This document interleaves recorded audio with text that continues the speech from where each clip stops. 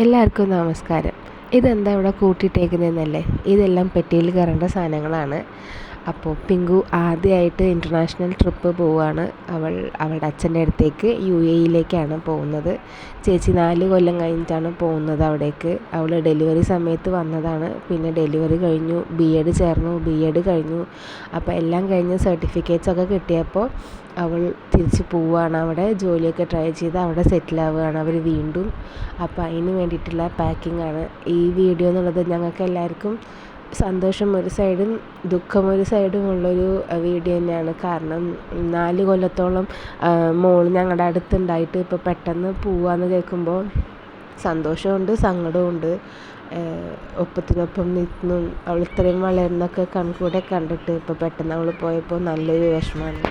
അവളില്ലാണ്ട് ശരിക്കും വീട് ഉറങ്ങിപ്പോയി എന്ന് വേണം പറയാൻ. കാരണം അവളൊരു ഓളത്തിന് വേണ്ടി നിന്നിരുന്ന ഒരാളാണ്. അവർ ജൂലൈ 11-ന് 11 AM ഫ്ലൈറ്റിനാണ് പോയത്.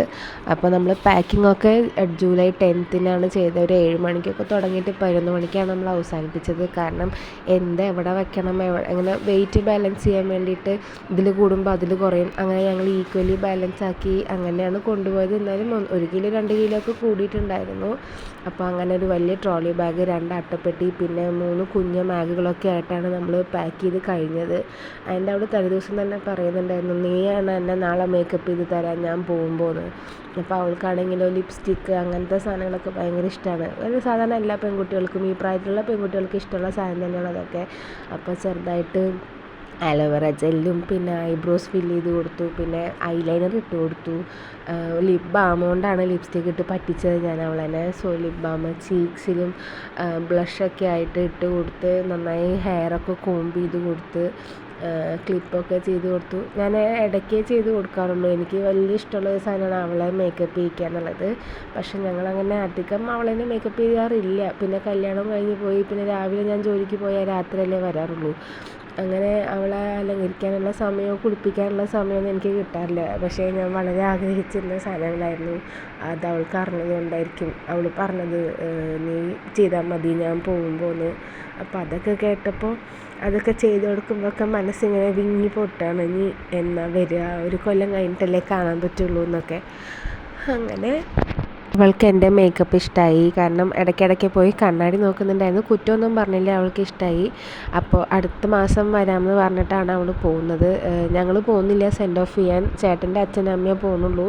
കാരണം അത് കണ്ടു നിൽക്കാൻ ഞങ്ങൾക്ക് പറ്റണില്ലാത്തതുകൊണ്ട് ഞാനും അമ്മയും പോകണമെന്ന് വിചാരിച്ചായിരുന്നു, പിന്നെ പോകണ്ടെന്ന് വിചാരിച്ചു. അപ്പോൾ ഈ കാറിലാണ് അവർ പോകുന്നത്. അപ്പോൾ അവൾ വലിയ കാര്യത്തിൽ ടാറ്റയൊക്കെ തന്നിട്ട് അടുത്ത മാസം വരാടി എന്നാണ് പറഞ്ഞിട്ട് പോയേക്കണേ. അവൾക്കറിയില്ല അവിടെയാണ് നിൽക്കാൻ പോകുന്നതെന്നുള്ളത്.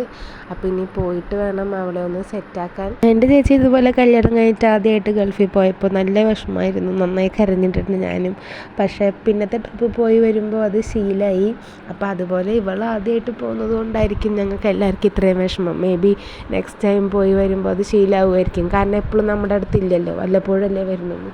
അതുപോലെ ശീലമാവട്ടെ, നമ്മളെല്ലാ സിറ്റുവേഷനും കൂടി കടന്നു പോകണമെന്ന് വിചാരിച്ചുകൊണ്ട് അവർക്കങ്ങനെ യാത്ര അയക്കുകയാണ്. ഞങ്ങൾ കാറിൽ കയറി. അപ്പോൾ അവർ 6:30ക്ക് പോകണമെന്നാണ് പറഞ്ഞിരുന്നത്. പക്ഷേ 7 മണിക്കാണ് കാറ് വന്നത്. അവർ വീട്ടിൽ നിന്ന് പോകുമ്പോൾ തന്നെ 7:15 അങ്ങനെ അവർ നെടുമ്പാശ്ശേരിക്കാണ് പോകുന്നത്, കൊച്ചിയിലേക്ക്.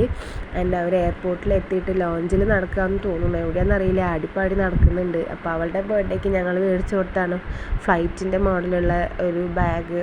അവിടെ എങ്ങാനും സ്കൂളിൽ പോവുകയാണെങ്കിൽ ഇട്ടുകൊണ്ട് പോട്ടെ എന്ന് വിചാരിച്ചിട്ട് മേടിച്ചതാണ്. അപ്പോൾ അതിലാണ് പാസ്പോർട്ടും വിസയൊക്കെ ഇട്ട് കൊണ്ടുപോയത്. അങ്ങനെ മയൂക ആദ്യമായിട്ട് ഫ്ലൈറ്റിൽ കയറി പോവുകയാണ്. അവൾ അച്ഛൻ്റെ അടുത്ത് തന്നെയാണ് ജീവിക്കേണ്ടത്, എപ്പോഴും നമുക്ക് നോക്കാൻ പറ്റില്ലല്ലോ. അപ്പോൾ ഒരാവശ്യത്തിന് വേണ്ടി അവർ വന്നു, അവരുടെ ആവശ്യം കഴിഞ്ഞ് അവർ പോകുന്നു. അപ്പോൾ അവരുടെ രാജ്യത്ത് അച്ഛനും അമ്മയും മോളുമായിട്ട് സന്തോഷമായിട്ട് ജീവിക്കട്ടെ. അപ്പോൾ കറക്റ്റ് ടൈമിൽ തന്നെ ഫ്ലൈറ്റ് എത്തിയെന്നാണ് അറിഞ്ഞത്. അവൾക്ക് ഗൾഫിലൊരു നല്ല ജീവിതം ആശംസിച്ചുകൊണ്ട് ഞാൻ എൻ്റെ വീഡിയോ ഇവിടെ അവസാനിപ്പിക്കുന്നു. Until the next time, it's Tata and bye bye from me.